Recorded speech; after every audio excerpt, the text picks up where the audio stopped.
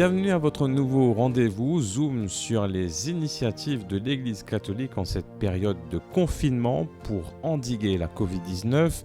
L'Église en première ligne. Cela fait un an depuis que le pays a vécu son tout premier confinement, nos vies bouleversées, les rassemblements religieux interdits pour éviter la propagation du virus. Alors on s'adapte. Encore une fois, cette année, nous sommes appelés à vivre les messes en ligne.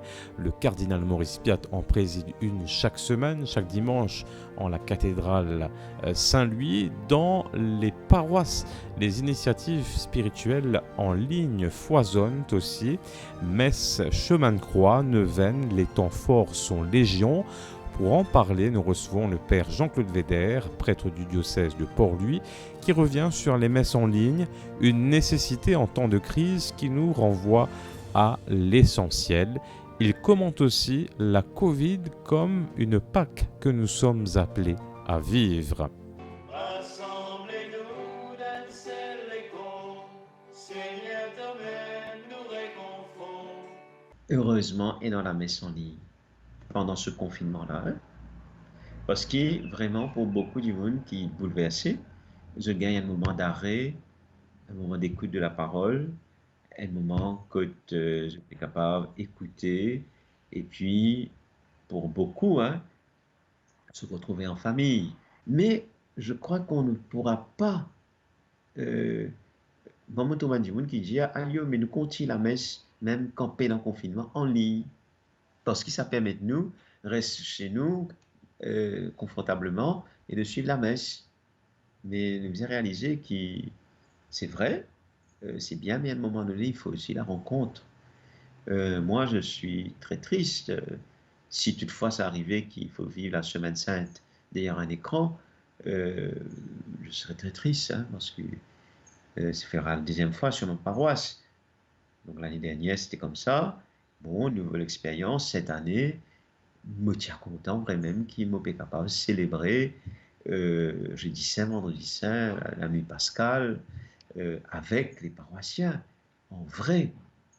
Mais en même temps, nous réaliser qu'avec ce virus, ce sera très très difficile parce qu'il nous aime mettre la distanciation et puis nous ne sommes pas capables tous affaires, pas qu'à laver les pieds, enfin il y a beaucoup d'affaires qui lavant les pieds pour le vendredi saint, vous savez qu'il nous pouvait réfléchir avant de nous faire.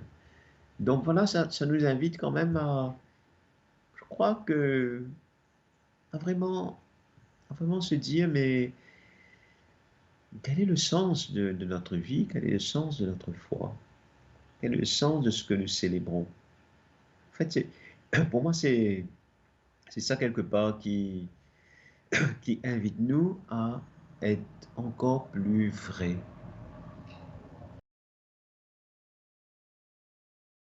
Covid, c'était une dimension pascale, parce que dans Covid et dans la souffrance, dans Covid et dans la séparation, dans Covid et dans la mort, et dans le livre du pape qui m'obélit là, le pape parle de nos Covid.